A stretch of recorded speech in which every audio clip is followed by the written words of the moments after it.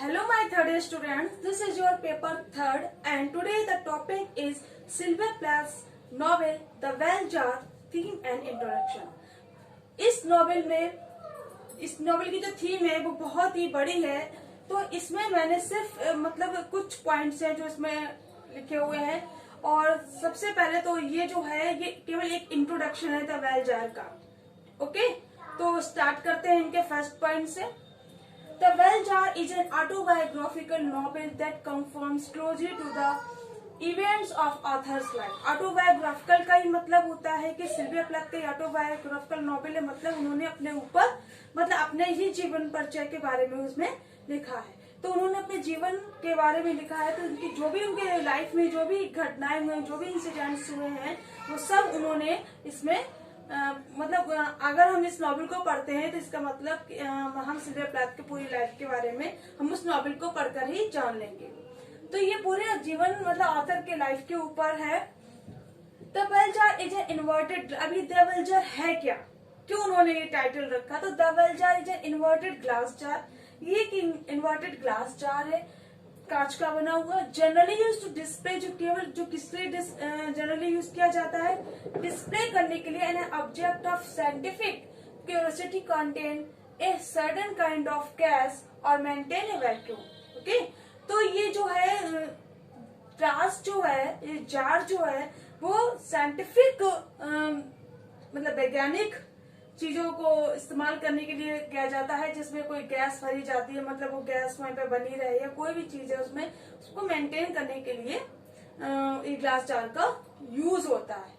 तो इसी को उन्होंने द वेल जार, जार जो है वो ये इसी टाइप का कि जैसे उनका जीवन जो है वो एक ग्लास में बन के रह गया है, वो एक मतलब अपनी जिंदगी नहीं जी रहा है, वो एक फोर्सफुल मतलब दूसरों के इच्छाओं के ऊपर आश्रित है कि दूसरा क्या मेरे लिए चाहता है, मुझे उसे पूरा करना है। उनकी अपने लाइफ का कोई भी इम्पोर्टेंस नहीं होता।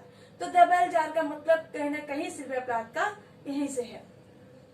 The well jar tells the story of A young woman. तो द वेल जार स्टोरी है वो एक यंग वुमन की है। यंग वुमन जो हीरोइन है इस नॉवेल की, उसका नाम है ईस्थर, और ईस्थर जो है वो किसका रूप है? सिल्विया प्लैथ का। Young women coming of age, जो अपनी यंगर एज में है, but it is not follow the usual trajectory of adult development into adulthood. लेकिन वो कोई नियम ऐसे फॉलो नहीं करती है जो कि एडल्ट मतलब एक एडल्ट मतलब 13 to 17 ईयर्स के बीच में ही है वो। तो ये डेवलप कर रही है इनटू एडल्टहुड माने वयस्क होने के ऊपर वो मतलब डेवलप हो रही है।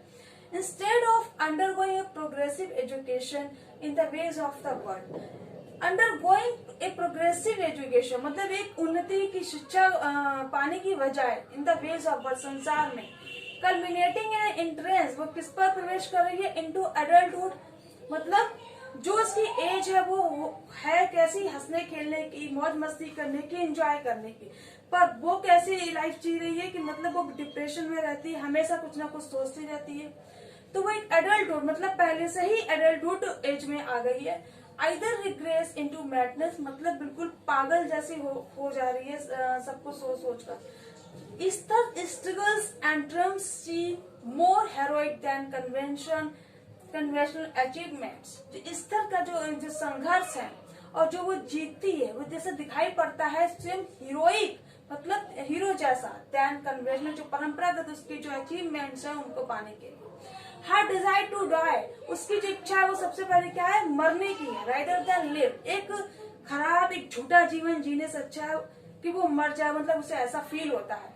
Can be interpreted as noble and the gradual steps she takes lack to sanity some dignified, मतलब उसको अपने जीवन में एक ट्रू मैन नहीं मिला, मतलब उसको कोई भी अच्छा एक इंसान नहीं मिला जिससे वो अपनी बात को शेयर करे या जिससे वो लव करे, सब उसको फ्रॉड मिले हैं। तो इस तरीके से सिल्विया प्लैथ जो है वो बहुत ज्यादा अपनी लाइफ को लेकर डिप्रेशन में रहती है।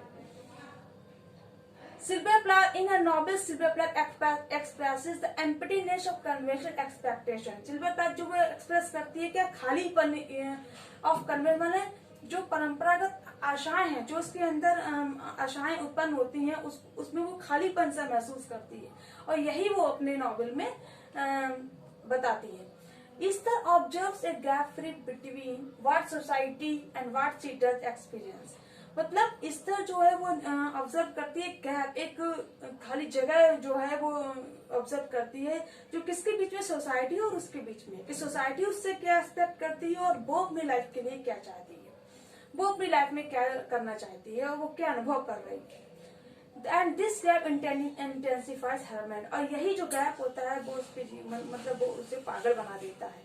पागल बनाना मतलब वो अपनी लाइफ में 3 टाइम्स जो सुसाइड करने की बारे में सोचती है, इससे उसको वो मैडनेस में आ जाती है। सोसाइटी एंड ईस्टर फील्स महसूस करते हैं she must repress her natural gloom, simplicity and dark humour. ये सब लोग महसूस करते हैं कि वो डिप्रेशन में जा रही है। हर नेचुरल ग्लूम, सिंपली माने सन की पन, और उसका जो डार्क ह्यूमर है, मतलब उसके जीवन में कोई भी ह्यूमर नहीं है।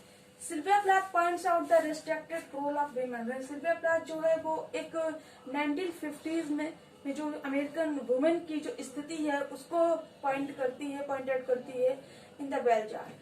Esther's sense of alienation from the world around her comes from the expectation. Easter का जो सेंस ऑफ एलिनेशन माने वो हमेशा अपने जीवन में अकेलापन महसूस करती है। Alienation from the world around, मतलब पूरे संसार में वो अपने आप को अकेलापन महसूस करती है। Her comes from the expectation placed upon her as a young woman living in 1950s America.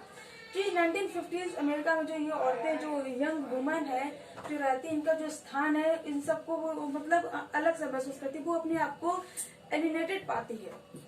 Easter feels pulled between her desire to write and the pressure she feels to settle down and start a family. उसके जीवन में सबसे ज्यादा depression कब आया कि जब उसने टेड ह्यूजेस से लव किया, उसके बाद उससे शादी करी और फिर उससे उसका डिवोर्स भी हो गया 2 बच्चे होने के बाद। तो ये जो है सबसे ज्यादा उसके लिए मतलब बहुत ज्यादा सैड फीलिंग थी, और किसी को वो टॉलरेट नहीं कर पाई और उसने सुसाइड लास्ट टाइम कर लिया। The Bell Jar takes a critical views of the medical profession. तो बेल जार है सबसे ज्यादा क्रिटिकल व्यूज किसके, मेडिकल प्रोफेशन, मतलब सिल्विया प्लाथ जो है या ईस्टर जो है वो क्या है, मेडिकल, मतलब उनकी जो दवाइयां हैं वो चलती रहती हैं। इन पर्टिकुलर साइकेटेरिक मेडिसिन, तो इनकी साइकेटेरिक मेडिसिन है वो हमेशा चलती रहती है। This critic begins with Esther's visit to Buddy's medical school. ये जो आलोचना है वो शुरू होती है ईस्टर की जो विजिट है बड़ी क्या मेडिकल स्कूल से। There Esther revolt by the arrogance of the doctors. वहीं पर जो ईस्टर जो है वो कष्ट सहती है और डॉक्टर का जो एरोगेंस है उसके द्वारा, एंड देयर लैक ऑफ, और उनके अंदर अपने लिए सिंपैथी की कमी को देखती है। For the pain suffered by woman in labour. जब एक औरत किसी कष्ट में होती है और उसको कोई जो डॉक्टर है या कोई भी व्यक्ति है उसको नहीं महसूस करता, उसके लिए सिंपैथी नहीं रखता है, तो इस चीज को वो महसूस करती है, इससे वो बहुत और ज्यादा इरिटेट हो जाती है और एरोगेंस से भर जाती है, और तभी वो जो 3rd टाइम जो सुसाइड करने की कोशिश करती है उसमें वो बच नहीं पाती है और वो मर जाती है। ठीक है, तो 31 ईयर्स ओल्ड की थी सिल्विया प्लाथ जब वो सुसाइड कर लेती हैं, और इसी 31 ईयर्स के बीच में इन्होंने अपने मतलब ये फेमस नॉवेलिस्ट बनी, अमेरिकन पोइट बनी, इन्होंने बहुत ज्यादा नाम कमाया अपनी लाइफ में, और उनकी लाइफ जो थी वो डिप्रेशन से भरी हुई थी। तो ये जो है द बेल जार का एक छोटा सा इंट्रोडक्शन है, पूरी स्टोरी नहीं है इसमें कि उनके साथ कभी क्या हुआ, लेकिन एक इंट्रोडक्शन है कि हाँ ये जो स्टोरी है वो किसके ऊपर है, क्या कहानी इस पर दी गई। ओके।